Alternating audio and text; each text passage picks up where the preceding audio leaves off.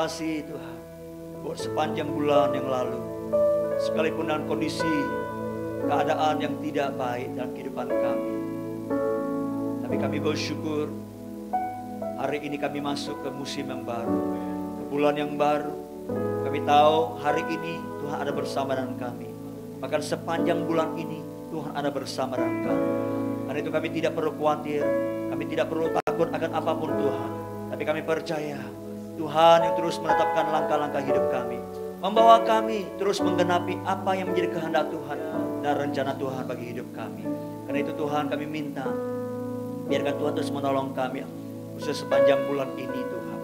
Biar mata hati kami terus diterangi oleh kebenaran firman-Mu, sehingga kami dapat memahami kekayaan kemuliaan-Mu, kehebatan kuasa-Mu yang Kau tentukan bagi kami Tuhan. Orang-orang yang sudah Kau tebus dengan darah-Mu.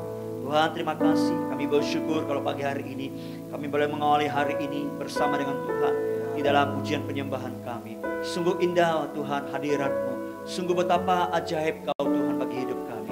Biar Tuhan kesukaan kami ada di hadirat-Mu, kami ada di dekat Engkau ya Tuhan. Sebab firman berkata, hanya dekat dengan Engkau saja Tuhan, hati kami tenang ya Tuhan. Kami bersyukur kepada Engkau. Tuhan terima kasih, pagi hari ini kami minta biar Engkau berfirman kepada kami, Engkau bersabda kepada kami, berkata-kata kepada kami. Sebab kami percaya perkataan-Mu ada roh dan hidup. Ketika Engkau berkata-kata Tuhan, maka sepatah kata firman-Mu sanggup memberkati hidup kami. Sepatah kata firman-Mu sanggup membaharui hidup kami. Sepatah kata firman-Mu Tuhan sanggup menyembuhkan penyakit kami. Sepatah kata firman-Mu Tuhan sanggup menjadikan yang tidak mungkin menjadi mungkin ya Tuhan. Kami percaya kepada firman-Mu Tuhan. Firman-Mu kekal selama-lamanya. Langit dan bumi Tuhan dan segala isinya boleh lenyap, tapi firman-Mu akan tinggal tetap selama-lamanya. Sebab kami percaya ketika kami tinggal dalam firman-Mu Tuhan, dan firman-Mu dalam kehidupan kami percaya kami juga akan tinggal tetap selama-lamanya. Tuhan terima kasih, biarkan pagi hari ini mengurapi kami semua. Kau curahkan roh hikmat dan nubuat dan pengertian dari surga. Limpahkan kehidupan kami, buat kami memahami akan kebenaran firman-Mu yang akan kami terima hari ini Tuhan. Tuhan terima kasih, kami buka hati kami selebar-lebarnya untuk firman-Mu. Biarkan Roh Kudus menolong kami, melembutkan hati kami, sehingga kami boleh sungguh-sungguh meresponi apa yang Kau firmankan kepada kami. Bapa terima kasih, terpujilah nama-Mu. Di dalam nama Tuhan Yesus yang kami kuduskan, yang kami muliakan. Haleluya. Amin. Shalom saudara. Saya mau ngajak saudara buka firman Tuhan di Lukas pasal yang ke-24. Kalau saudara ikuti saya, ikuti doa fajar ini saudara. Kemarin saya sampaikan tentang dua orang murid Yesus ya, yang berjalan ke Emmaus, yaitu Kleopas bersama dengan satu temannya saudara. Saya mau ngajak saudara mendalami lebih lagi hari ini. Ya, saya akan bacakan buat saudara Lukas pasal 24 ayat 13 mulai. Pada hari itu juga dua orang dari murid-murid Yesus pergi ke sebuah kampung bernama Emmaus yang terletak kira-kira 7 mil jauhnya dari Yerusalem. Dan mereka bercakap-cakap tentang segala sesuatu yang telah terjadi. Ketika mereka sedang bercakap-cakap dan bertukar pikiran, datanglah Yesus sendiri mendekati mereka, lalu berjalan bersama-sama dengan mereka. Tetapi ada sesuatu yang menghalangi mereka, sehingga mereka tidak dapat mengenal Dia. Yesus berkata kepada mereka, apakah yang kamu percakapkan sementara kamu berjalan? Maka berhentilah mereka dengan muka muram. Seorang dari mereka, namanya Kleopas, menjawabnya, adakah engkau satu-satunya orang asing di Yerusalem yang tidak tahu apa yang terjadi di situ pada hari-hari belakang ini? Katanya kepada mereka, apakah itu? Jawab mereka, apa yang terjadi dengan Yesus orang Nazaret? Dia adalah seorang nabi yang berkuasa dalam pekerjaan dan perkataan di hadapan Allah dan di depan seluruh bangsa kami. Tetapi imam-imam kepala dan pemimpin-pemimpin kami telah menyerahkan dia untuk dihukum mati, dan mereka telah menyalibkannya.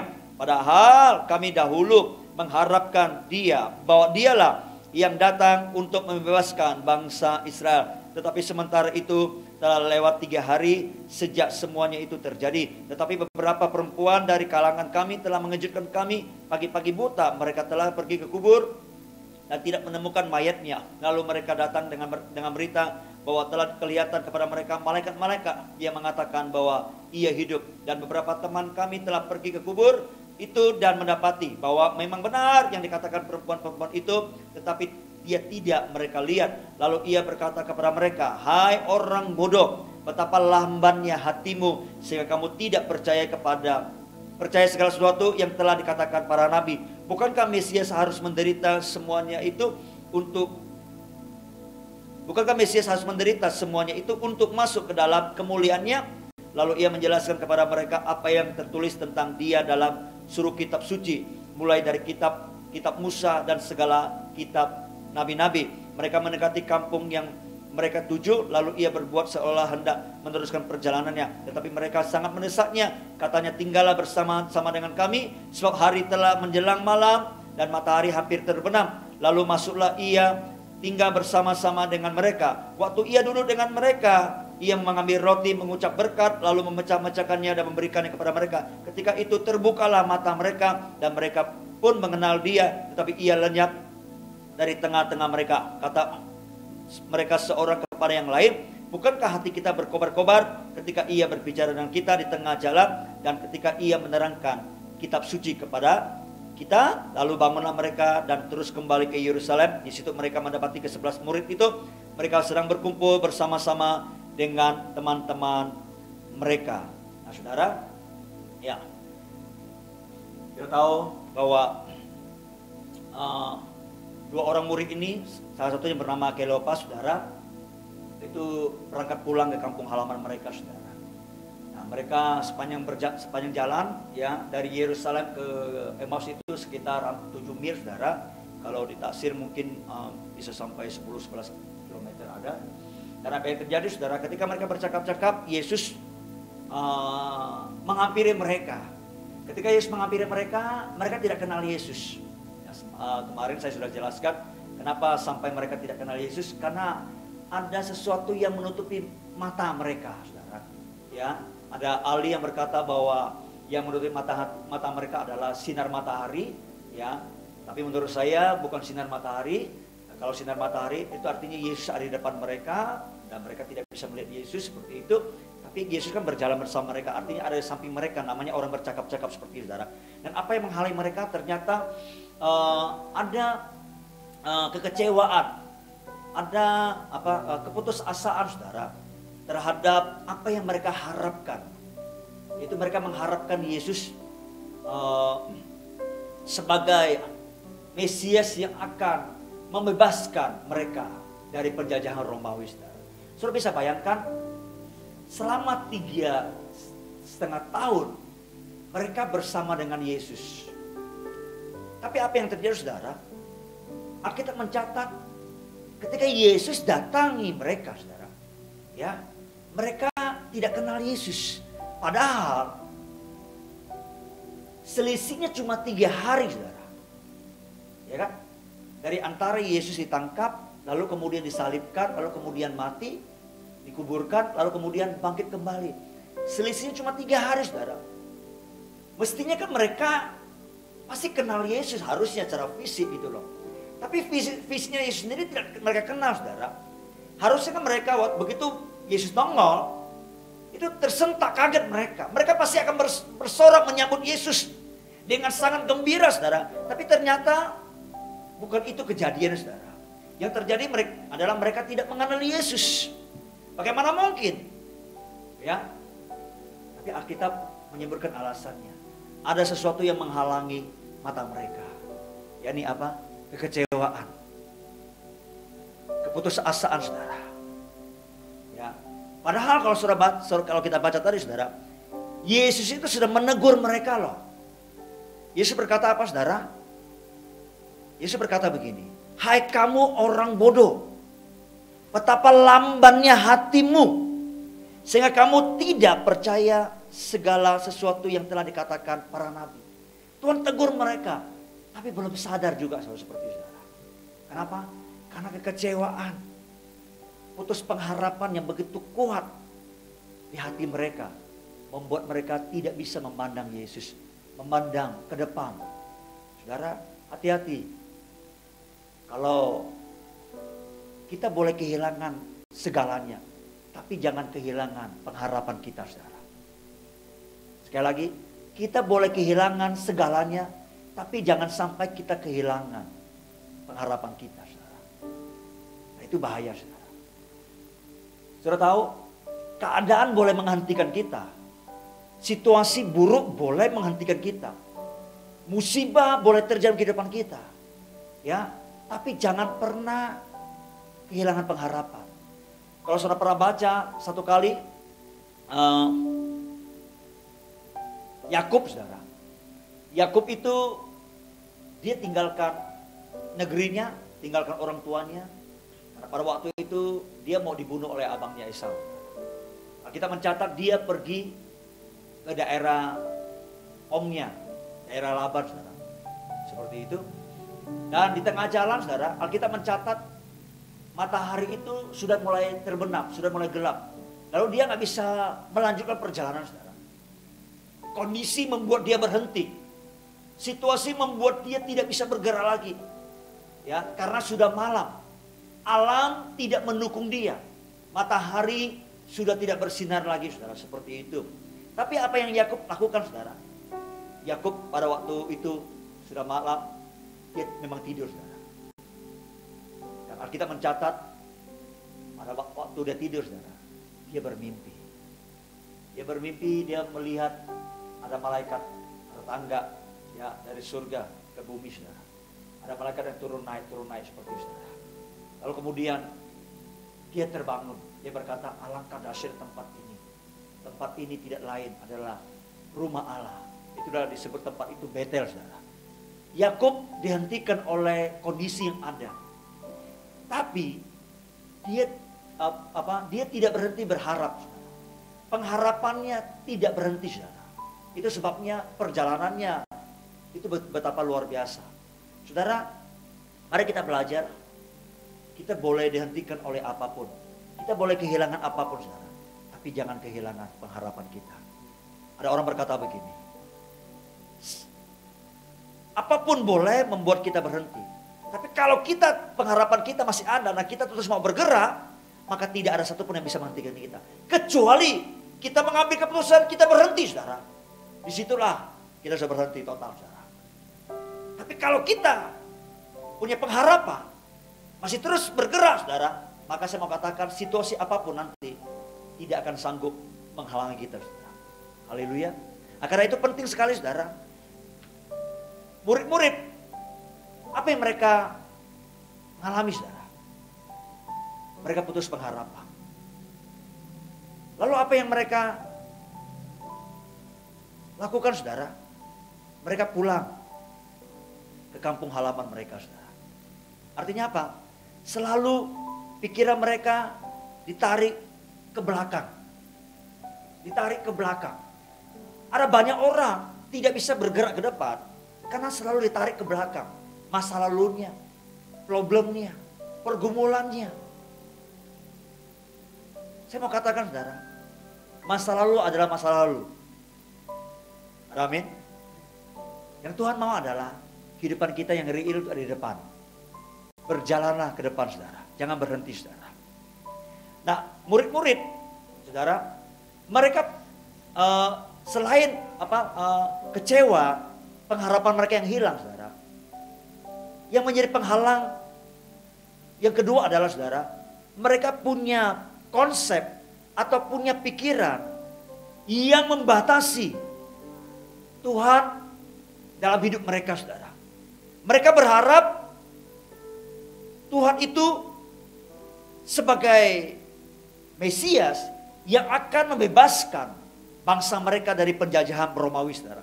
Itu konsep, itu pikiran mereka. Dan mereka tidak mengerti pikirannya Tuhan. Padahal pikirannya Tuhan, saudara, ya, adalah Tuhan ingin membebaskan mereka. Yang terutama dari penjajahan dosa, saudara. Dan itu di luar pikiran mereka, saudara. Itu yang membuat mereka tidak bisa bergerak ke depan, saudara. Saudara, Ini yang membahayakan kadang buat kehidupan kita, saudara.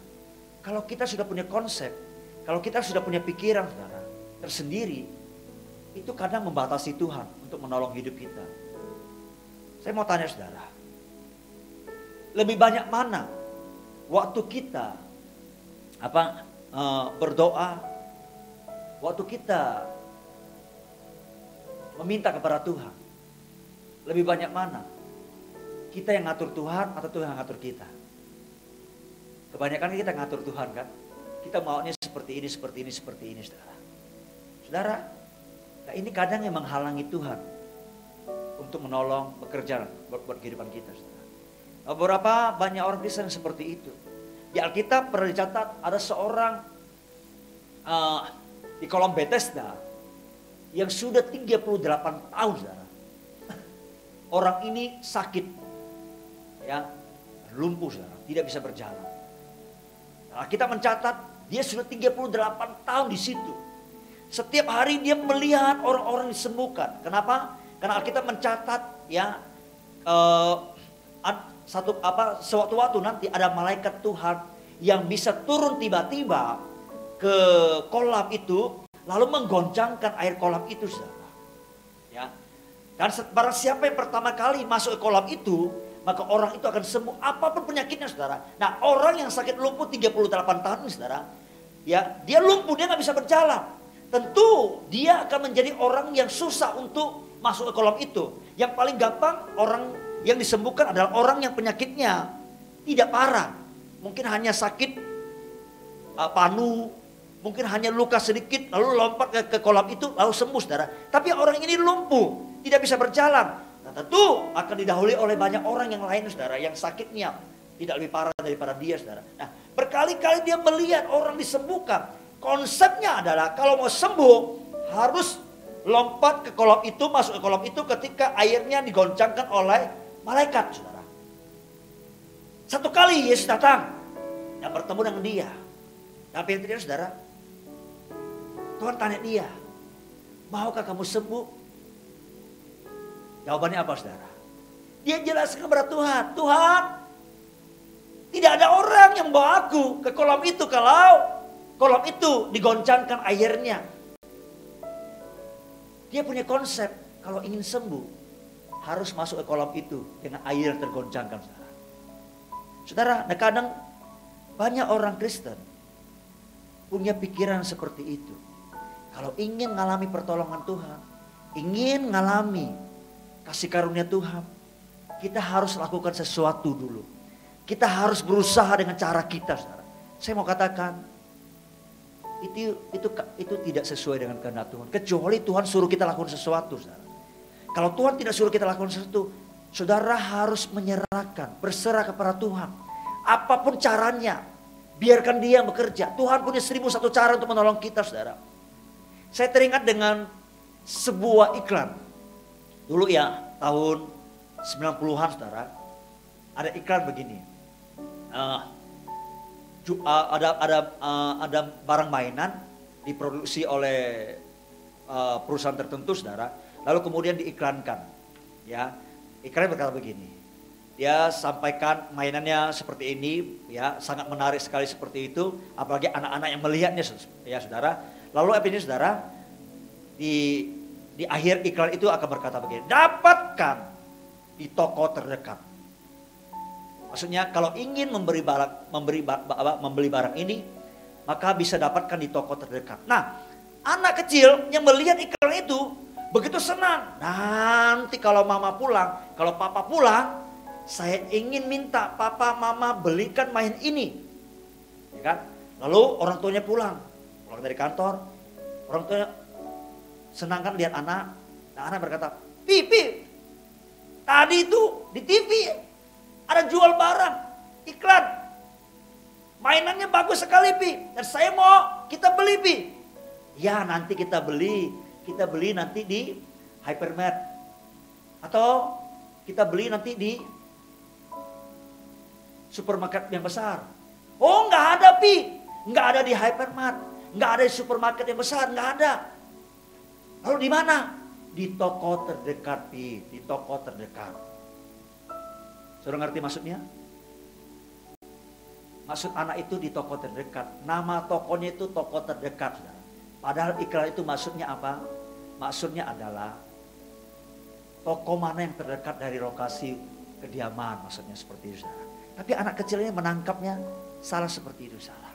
Saudara, ini yang seringkali kita ngalami, saudara. Kita punya konsep. Kita punya pikiran tersendiri. Bagaimana Tuhan akan menolong kita, saudara. Saudara, saya mau katakan, kalau saudara ingin melihat pertolongan Tuhan, jangan membatasi dia dengan pikiran kita, saudara. Ada amin, saudara? Haleluya. Ya, kalau ada masalah, ada pergumulan, saudara, saudara mesti sinkronkan, selesaikan masalah kita itu sesuai dengan pikirannya Tuhan, sesuaikan dengan perasaannya Tuhan. Ya, bagaimana kita tahu pikiran dan perasaan Tuhan? Tidak ada cara lain untuk kita tahu, saudara, lewat firman-Nya. Karena itu saudara harus bertekun membaca firman. Karena firman Tuhan adalah pikirannya Tuhan, saudara. Ada amin, saudara? Apa kata firman Tuhan tentang masalah yang saudara hadapi? Dengarkan firman itu. Jangan dengarkan kata dunia, saudara. Selaraskan pikiran saudara, perasaan saudara dengan firman Tuhan. Apapun itu. Mungkin saudara bergumul, ya kondisi seperti ini, bagaimana bisa melanjutkan kuliah nanti? Bagaimana bisa melanjutkan sekolah? Bagaimana bisa melanjutkan pekerjaan saudara ke depan nanti? Carilah firman Tuhan. Apa kata firman Tuhan tentang pekerjaanmu? Tentang studimu? Mungkin tentang keluargamu? Tentang usahamu, saudara? Haleluya. Kalau saudara dan saya mau berjuang, mendisiplinkan pikiran kita, perasaan kita, sesuai dengan pikiran perasaan Tuhan, dengan mentaati firman Tuhan. Saya mau katakan saudara dan saya sedang berjalan ke arah seperti yang Tuhan mau. Ada amin? Karena itu ayo selaraskan pikiran, perasaan kita. Sepadankan dengan pikiran, perasaan, kehendak Tuhan. Murid-murid pada waktu itu, saudara, mereka berharap Yesus menolong mereka, membebaskan mereka dari penjajahan Romawi. Padahal Yesus berkali-kali menjelaskan mereka, bahkan menerangkan kitab suci kepada mereka. Tapi mereka masih belum mengerti, saudara. Saudara, ayo. Alkitab berkata begini, Amsal berkata begini. Percayalah kepada Tuhan dengan segenap hatimu. Jangan bersandar kepada pengertianmu sendiri.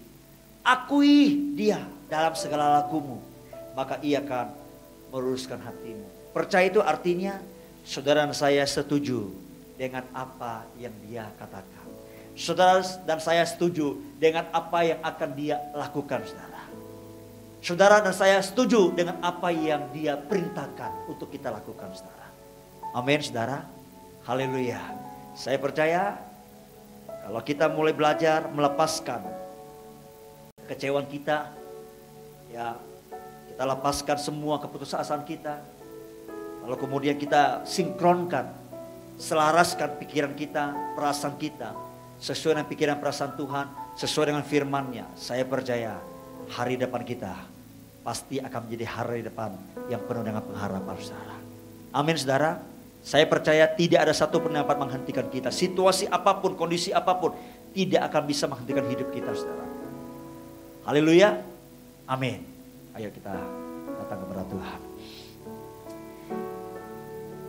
Bapa, kami ingin bersyukur kepadamu. Kami percaya bahwa Engkau Allah adalah Allah yang hidup, Allah yang terus bergerak, Allah yang progresif. Kami tahu pikiran-Mu adalah pikiran yang penuh dengan kemajuan. Engkau tidak pernah stagnan dan Engkau tidak pernah dihentikan oleh apapun. Hari ini Kau mengajar kami untuk terus bergerak bersama dengan Tuhan. Karena kami percaya pengharapan kami dalam Tuhan yang Tuhan berikan tidak pernah mengecewakan kami. Tapi hari ini Tuhan mengajarkan kami, seringkali yang menghalangi kami untuk bergerak maju bersama dengan Tuhan adalah kekecewaan. Ada konsep pikiran kami yang salah, yang membatasi Tuhan bekerja di kehidupan kami. Hari ini Tuhan, kami minta biar Tuhan terus membaharui kami. Kami tahu tidak ada satupun yang dapat menghentikan hidup kami kalau kami tidak mengambil keputusan untuk berhenti. Tuhan, kalau Tuhan masih berikan kami kesempatan untuk hidup, itu artinya Tuhan mau kami terus bergerak maju. Itu artinya Tuhan mau kami terus berjalan menggenapi apa yang Tuhan mau untuk kami mengalami di depan kami yang Tuhan sudah sediakan bagi kami. Tolong kami semua anak-anak-Mu Tuhan, biar masuk ke bulan yang baru ini kami punya pengharapan yang baru lagi. Kami punya semangat yang baru lagi. Kami terus akan maju Tuhan. Karena kami percaya Tuhan, kami adalah Tuhan yang selalu maju. Sebab itu kami percaya kehidupan kami juga akan maju. Kami akan naik bukan turun.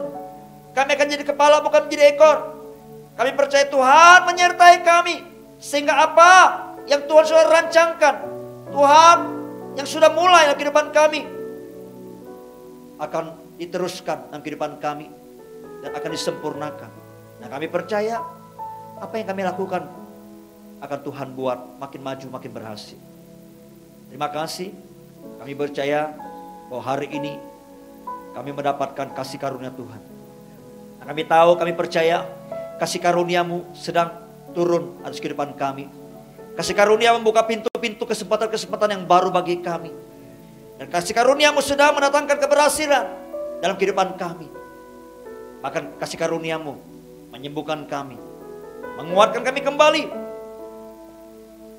Kami percaya oleh karena kasih karunia-Mu kami sehat. Kami mempunyai kesanggupan untuk melakukan segala perkara bersama dengan Engkau.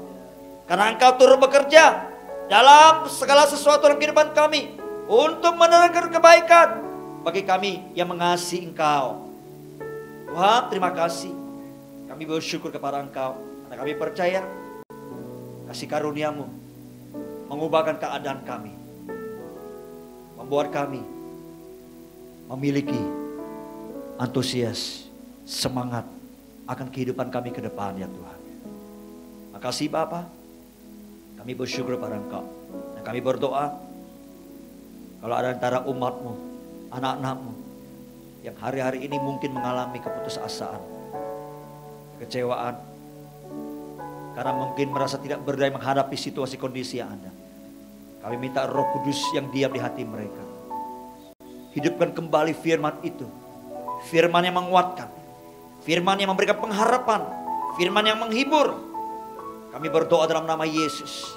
Biarkan umat-Mu boleh bangkit kembali ya Tuhan. Dan menjadi terang. Bersinar kembali. Tuhan, kami bersyukur kepada-Mu. Terima kasih buat hari ini. Berkati kami semua. Pimpin kami terus dengan firman-Mu ya Tuhan. Buat kami cinta akan kebenaran-kebenaran firman-Mu. Buat kami haus dan lapar. Sehingga kami memiliki kerinduan untuk terus merenungkannya, membacanya. Bertekun melakukan yang di depan kami Tuhan. Tuhan, terima kasih. Kami bersyukur kepada Engkau. Kami percaya firman-Mu terus akan mengubahkan kami. Mengubahkan cara pikir kami, cara pandangan kami Tuhan. Terima kasih Bapa. Dan hari ini, materaikan apa yang kami sudah terima. Tanam kalau hati kami. Terima kasih Bapa yang baik. Kami bersyukur kepada-Mu. Biar Kau terus pimpin kami. Bimbing kami. Ada dalam kehendak-Mu. Dalam rencana-Mu Tuhan. Terima kasih. Kami arahkan hati kami. Ini hidup kami Tuhan. Kami bawa kepada Engkau pagi hari ini. Thank you Lord Jesus. Bimbing aku masuk rencana-Mu, untuk membesarkan kerajaan-Mu.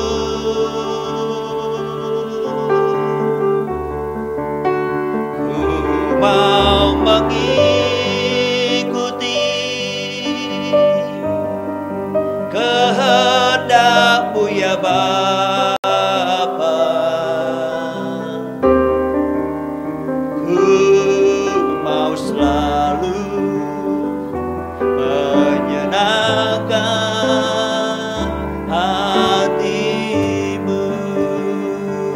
mari naikkan pujian ini sebagai doa kita, seruan kita, katakan kepada Tuhan. Bimbing aku masuk rencana-Mu, untuk membesarkan kerajaan-Mu.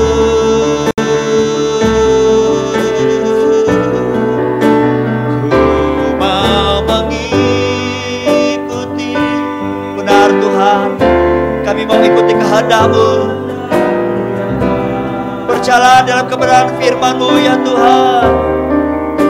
Ku mau selalu menyenangkan hati. Mari katakan, ku mau mengikuti kehendak-Mu ya Bapa. Ku mau mengikuti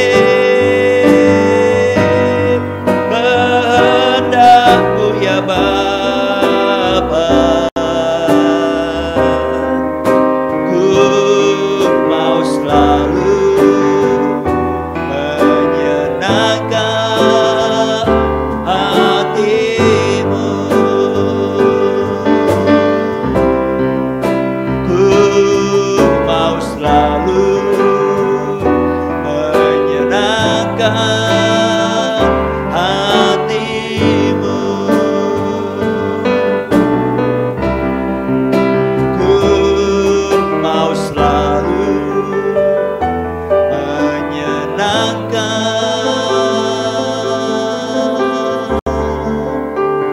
hati-Mu. Benar Tuhan, kami percaya sebagaimana waktu Engkau datang ke dunia, mengambil rupa sebagai manusia, bagaimana Engkau hidup berkenan kepada Allah Bapa di surga, menyenangkan hati Bapa dengan mentaati apa yang Kau dengar, apa yang Kau lihat dari Bapa. Demikian kami juga berkenan dan menyenangkan hati Bapa di surga. Kami juga melakukan seturut dengan apa yang Kau firmankan bagi kami Tuhan. Tuhan, terima kasih. Biar Kau terus pimpin kami. Dari hati kami melekat kepada Engkau. Jangan lepaskan kami. Dan jangan biarkan kami keluar dari rencana-Mu yang sempurna. Biarkan kami terus ada di dalamnya. Karena itu kami mau taklukkan pikiran kami, perasaan kami, bahkan kehendak kami. Kami taklukkan kepada Kristus. Kami mau kenakan pikiran, perasaan, dan kehendak Kristus dalam kehidupan kami. Tuhan, terima kasih. Kami bersyukur kepada Engkau.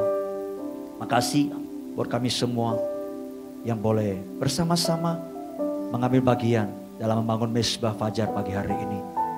Bahkan kami boleh mengawali awal bulan yang baru ini. Kami persembahkan di hari pertama ini Tuhan, sebagai persembahan yang sulung di bulan ini, untuk kemuliaan bagi Engkau kehidupan kami ini Tuhan.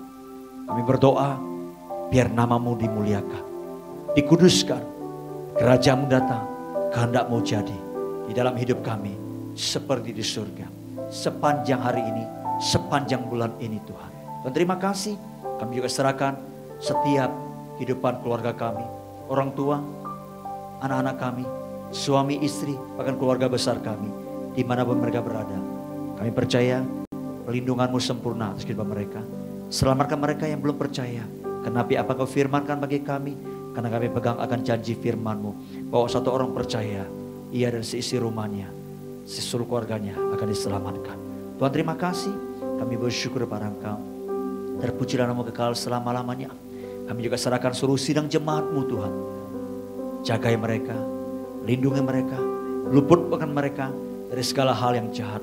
Dan bawa hati mereka terus mengasihi Engkau, bawa hati mereka melekat kepada Engkau. Biarkan mereka terus bertumbuh di dalam kasih karunia-Mu, bertumbuh dalam kebenaran-Mu Tuhan. Tutup bungkus mereka dan kuasa darah yang kudus. Dari tempat ini kami bersama-sama, kami lepaskan berkat-Mu, anugerah-Mu, kasih karunia-Mu, perlindungan-Mu atas kehidupan setiap jemaat-Mu. Damai sejahtera-Mu yang melampaui segala akal memerintah hati dan pikiran mereka. Terima kasih Bapa yang baik, kami bersyukur kepada Engkau, terpujilah nama-Mu. Kami percaya apa yang kami lakukan di dalam Engkau, jeripaya kami dan persekutuan kami dalam Engkau tidak pernah sia-sia.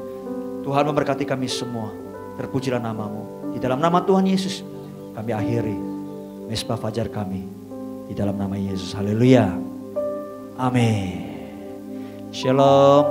Selamat pagi buat kita semua. Tuhan Yesus memberkati.